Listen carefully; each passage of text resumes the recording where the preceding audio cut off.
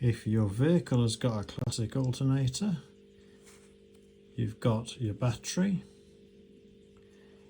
your ignition switch, your battery charge warning lamp.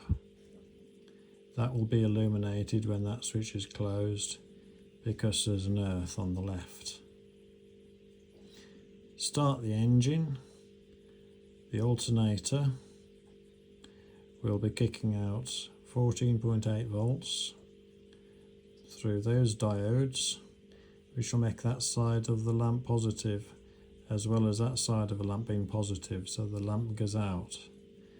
Also, this red will be positive as well and recharges the battery. That box up there is a voltage control device, governs the alternator's output by varying the current in this field electromagnet, which is part of the alternator. Those are slip rings on the shaft because that rotates. Those three windings are stationary.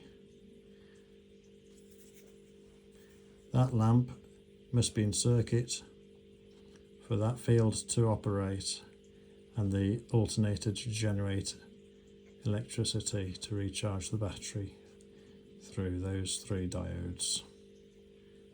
Those three diodes are to earth.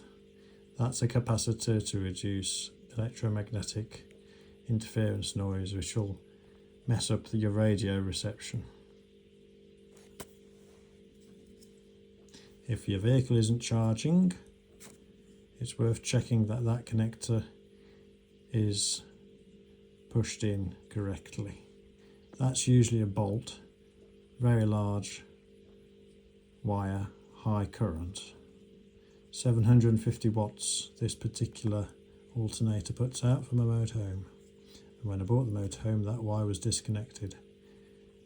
The only telltale, apart from a flat battery, was the ignition warning lamp didn't come on when I first closed the ignition switch before starting the engine.